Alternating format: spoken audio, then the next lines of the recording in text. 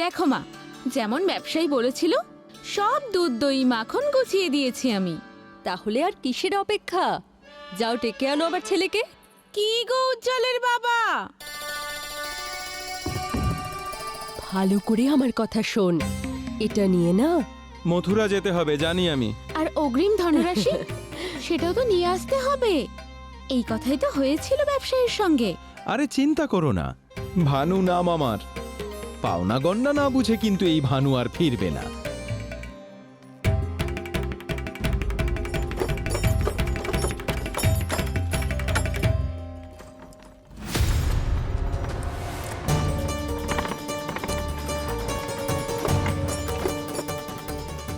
হে নারায়ণ, মথুরায় এদের যেন কোনো বিপদ না হয়।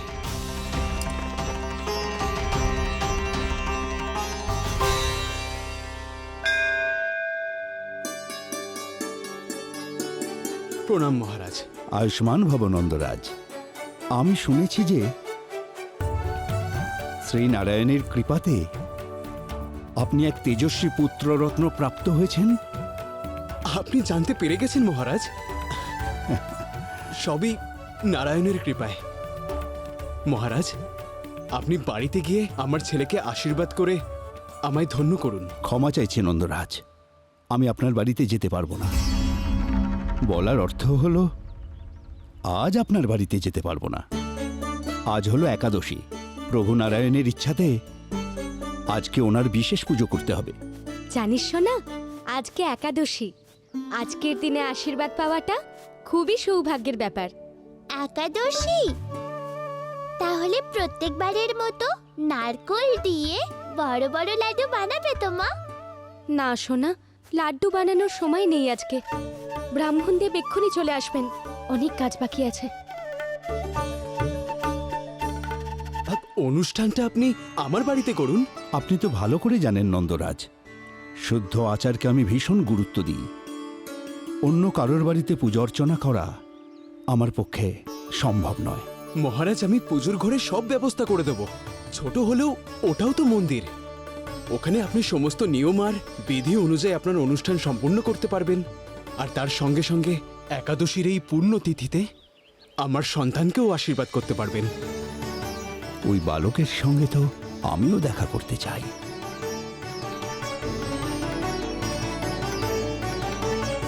ঠিক আছে নন্দরাজ, প্রভু নারায়ণের যদি এটাই ইচ্ছা হয় তো অনুষ্ঠান আপনার বাড়িতেই না হয় করব, কিন্তু একটা বিশেষ নিবেদন আছে। বলুন মহারাজ। ওই পূজার ঘরের শুদ্ধতার কথা আপনি অবশ্যই মাথায় রাখবেন। ঠিক আছে।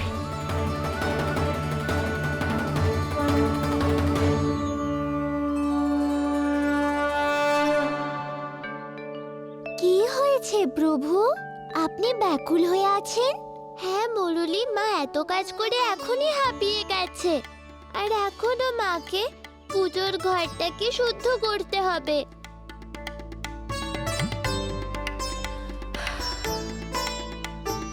এখন শুধু বারান্দাটা ঝাড় দেওয়া বাকি।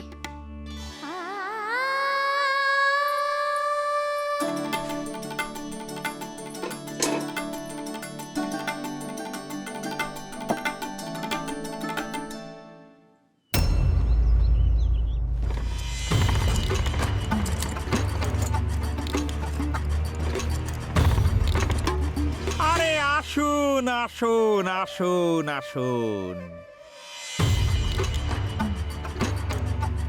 সুখ আর ঐশ্বর্যের নগরী মথুরাতে আপনাদের সবাইকে স্বাগত। যেমনটা আপনি বলেছিলেন ব্যাপারী, আমরা আমাদের সব কিছু দুধ দই ঘি মাখন সবকিছু এনেছি। আপনি শুধু এগুলো গ্রহণ করুন আর পরের বারের জন্য আমাদের অগ্রিম ধনরাশি দিন। অগ্রিম ধনরাশি? এত তাড়া কিসের? আগে আমার প্রভুর সঙ্গে তো দেখা করুন।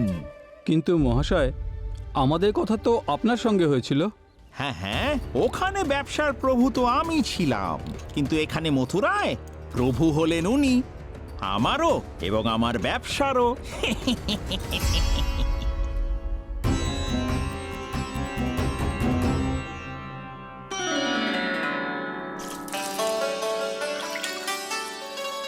মা মা, আমি তোমাকে সাহায্য করি?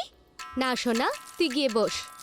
মা, মাখন খেয়ে আমি খুব শক্তিশালী হয়ে গেছি। এবার থেকে আর কিছু হাত থেকে ফেলে দেব না, সত্যি।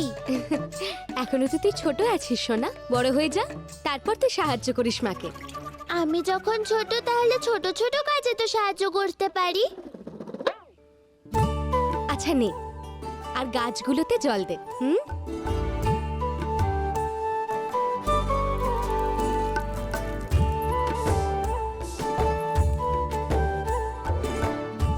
এত কাজ তুমি যদি একা একা করো, তাহলে তো তোমার খুব কষ্ট হবে মা।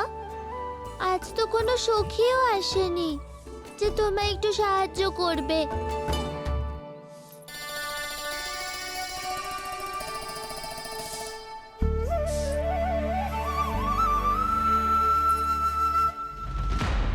এবার এই বাড়িতে সেই ঢুকতে পারবে যে সাক্ষী নিয়ে আসবে। না, এখন গেলে যশোদা বৌদি বউকে বের করে দেবে। অকারণে বৌদির রাগের সামনে দাঁড়ানোর কোনো দরকার নেই। না না,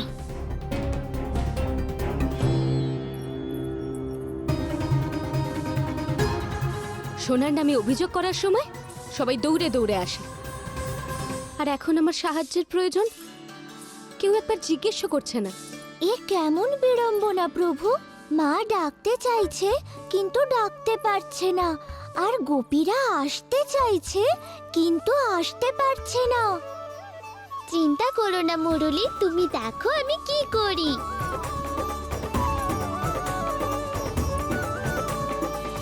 জানো কি,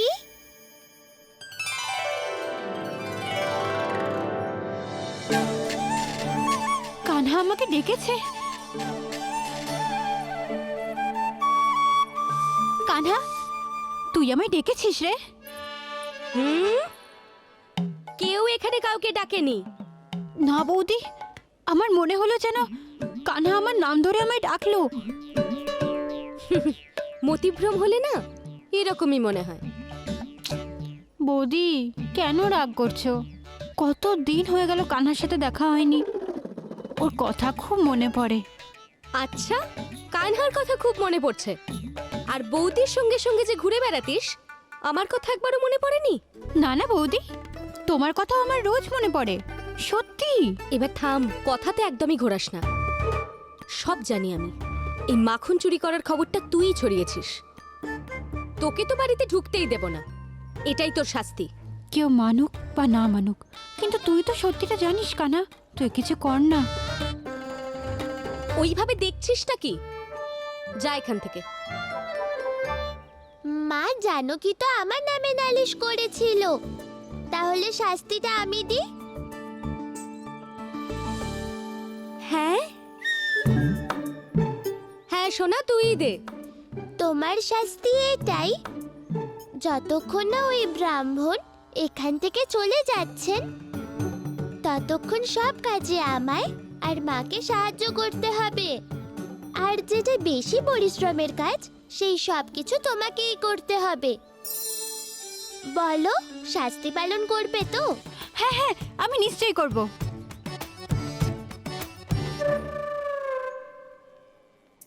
আমি তোমায় শাস্তি দিচ্ছি আর তুমি হাসছো। হ্যাঁ, আমি করব।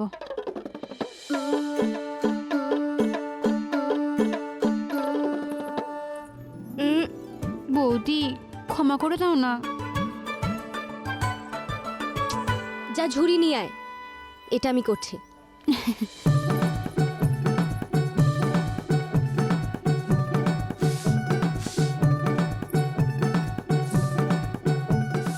বাহ প্রভু, এক তীরে দুটো লক্ষ্য ভেদ করেছেন আপনি।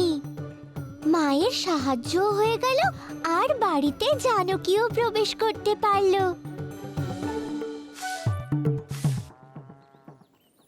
একবার আমার প্রভুও তো আপনাদের মাখন খেয়ে দেখুক, কে বলতে পারে প্রসন্ন হয়ে আপনাদের আরো ধনরাশি দিয়ে দিল।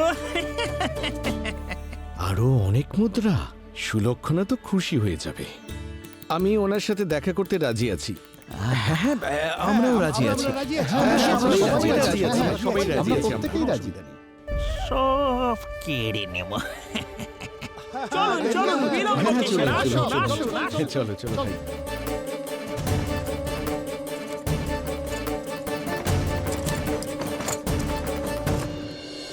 মা এবার তো বানিয়ে দাও নারকেল দেওয়া বড় লাড্ডু। হে নারায়ণ, গুরুদেবের জন্য পরিষ্কার আসনই তো বার করা হয়নি। দেখো মা তো আমার কথা শুনলই না। শুনেছি আমি কানহা, এখন লাড্ডু বানানোর সময় নেই আমার। গুরুদেব চলে যাবেন তারপর। জানো কি, এসে আমার একটু সাহায্য করে দে। আচ্ছা,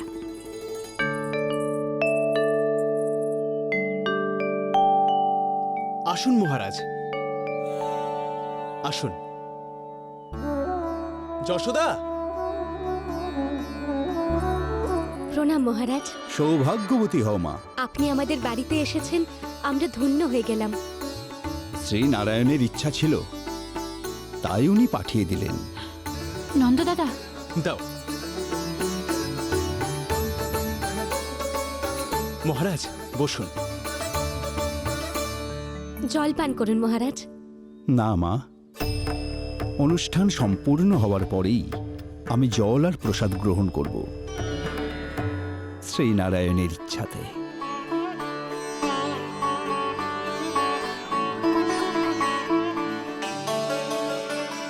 এই বোধহয় সেই বিশেষ বালক। একাদশীর প্রসাদ হিসেবে আপনিও কি নারায়ণকে নারকেল দেওয়া লাড্ডু দেন?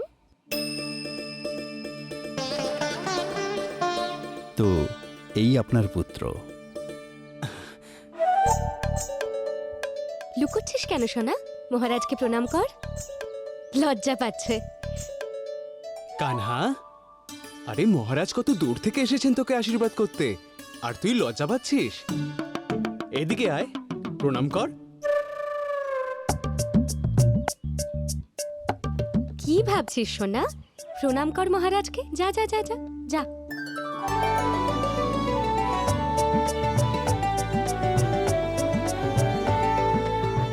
এটা ধরুন।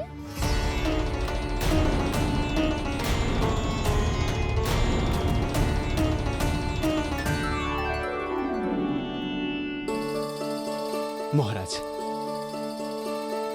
কানহা অতিথির সঙ্গে এমন করে নাকি? কিন্তু বাবা, ওটা হাতে ধরে আমি প্রণাম কি করে করতাম? এর মধ্যে কোনো দৈব তো কিছু নেই। এ তো এক সাধারণ নিষ্পাপ বালক, শ্রীনারায়ণের ইচ্ছাতে। প্রণাম মহারাজ। আয়ুষ্মান ভব।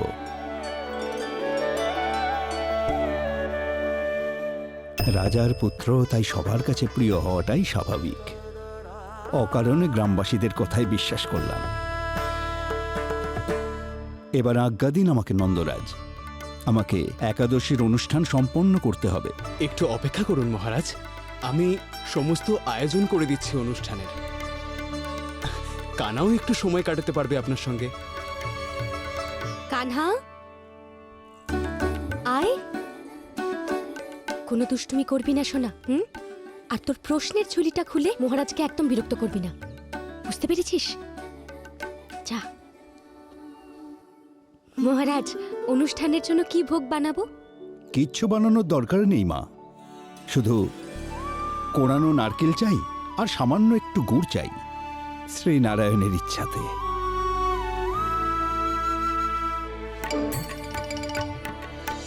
আজ্ঞা দিন মহারাজ।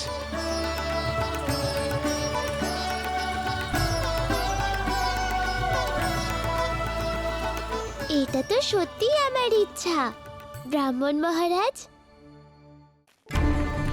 আসুন আসুন, আরে আসুন আসুন, ভয় পাবেন না।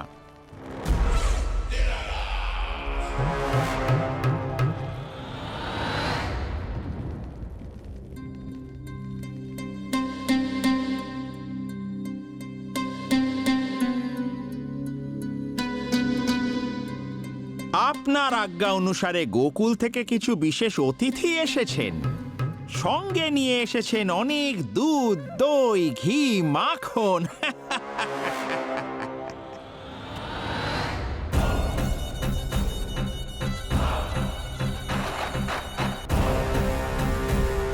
পরমানন্দ, গোকুলের এই বিশেষ পদার্থের স্বাদ অবশ্যই নেওয়া উচিত। কি দেখছো? মহারাজকে উপহারগুলো দিয়ে এসো, যাও।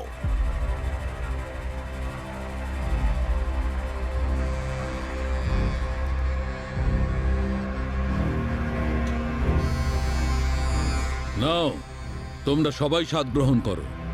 গোকুলের বিশেষ পদার্থ।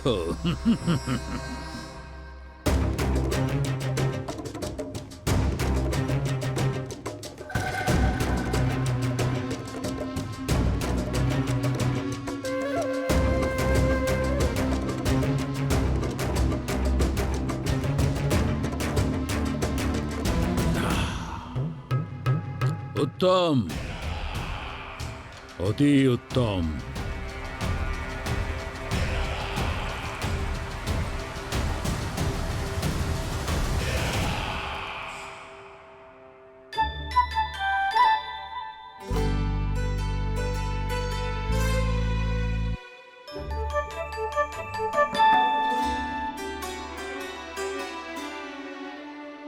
গ্রামবাসীরা কি যেন বলেছিল, একে দেখলেই মনে অপার শান্তি পাওয়া যায়, দিব্য, বিশেষত্বপূর্ণ। আমি তো এখনো পর্যন্ত বিশেষত্বের ছাপ দেখতে পেলাম না। শ্রীনারায়ণের ইচ্ছাতে। ওনাকে তো আপনার অনেক বড় ভক্ত মনে হচ্ছে, প্রত্যেক কথায় আপনাকে প্রণাম করেন, তবুও আপনাকে চিনতেই পারছেন না প্রভু, কারণ উনি এখনো পূর্ণ সমর্পণ করেনি মুরলী। ওখানে একলা দাঁড়িয়ে আছো কেন? এসো, শ্রীনারায়ণের ইচ্ছাতে এখানে এসে বসো। আমি আপনাকে একটা প্রশ্ন করতে পারি? অবশ্যই করো। ধন্যবাদ মহারাজ। শ্রীনারায়ণের ইচ্ছাতে। শুধুমাত্র সাধারণই নয়, খুবই চঞ্চল এই বালক।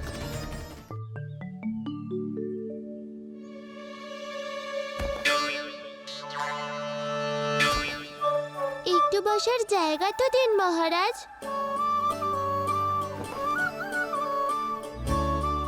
মা বলছিল আপনি নাকি তীর্থযাত্রা করে ফিরেছেন। তীর্থযাত্রা কি হয়? কোন তীর্থস্থানে যাত্রা করাকে বলা হয় তীর্থযাত্রা। আর তীর্থস্থানের মানে কি? তীর্থস্থানের অর্থ হল সেই স্থান যেখানকার জলে ডুব দিলে যে কোনো মানুষ সংসারের বাস্তবিক স্থিতি থেকে আধ্যাত্মিক স্থিতিতে সহজে পৌঁছে যেতে পারে। আর কখনো কখনো তো সে নিজের আরাধ্য ঈশ্বরকেও খুঁজে পেয়ে যায়। আপনার দেখা হয়েছে শ্রীনারায়ণের সাথে? আমার তো খুবই ইচ্ছা বালক, কিন্তু শ্রীনারায়ণের দেখা পাওয়া এত সহজ নয়। না মহারাজ, শ্রীনারায়ণের সাথে দেখা করা খুবই সহজ। মা তো ঘরের মন্দিরে গিয়ে তার সাথে দেখা করে নেয়। তাহলে ওটাও তীর্থস্থান হলো না?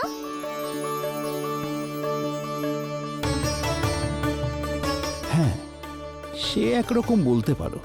তাহলে যারা আপনার মতো লম্বা তীর্থযাত্রায় যেতে পারে না, তাহলে তারা নিজের বাড়ির মন্দিরেই যাত্রা করতে পারে, নিজে শ্রীনারায়ণের সাথে দেখা করতে পারে, তাই না? কতই ভালো হতো যদি শ্রীনারায়ণের সাথে দেখা করাটা এত সহজ হতো। শ্রীনারায়ণের ইচ্ছাতে। মহারাজ, সব ব্যবস্থা হয়ে গেছে, আপনি এবার অনুষ্ঠান শুরু করতে পারেন। আপনিও কিন্তু আমার মায়ের মতো সরলভাবে করে দেখতে পারেন মহারাজ। এরকমও হতে পারে যেটা আপনি তীর্থস্থানে গিয়ে পাননি, সেটা এখানে পেয়ে গেলেন শ্রীনারায়ণের ইচ্ছাতে।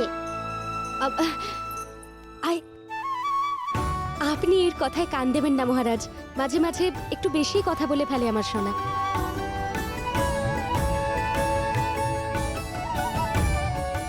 মহারাজ, আর কিছু লাগবে? যা প্রয়োজন ছিল তা সবই পেয়ে গেছি মা। আর কি চাই এখন আমার? শ্রীনারায়ণের ইচ্ছাতে। ব্যাস, এবার শুধু একান্তে কোনো রকম বাধা বিঘ্ন ছাড়াই এই অনুষ্ঠান সম্পন্ন করতে চাই। কোনো কিছুর প্রয়োজন পড়লে জানিয়ে দেবেন।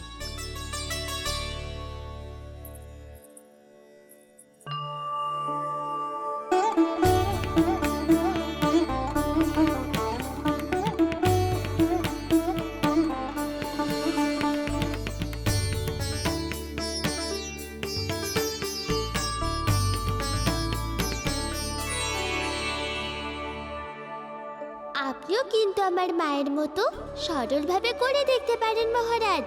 এরকমও হতে পারে যেটা আপনি তীর্থস্থানে গিয়ে পাননি, সেটা এখানে পেয়ে গেলেন শ্রী নারায়ণের ইচ্ছাতে। ও হলো ছোট্ট একটা বালক, শ্রীনারায়ণের দর্শনের ব্যাপারে সে কি বুঝবে? সবকিছু এত সহজ নাকি?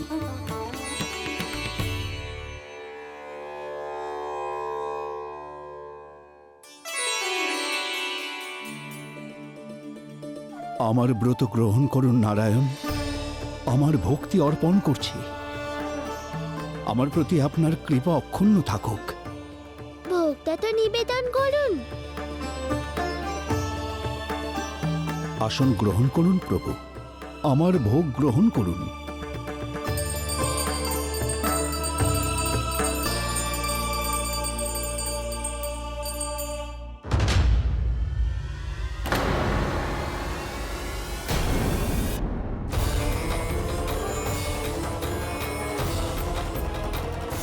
এটা কি করছো তুমি?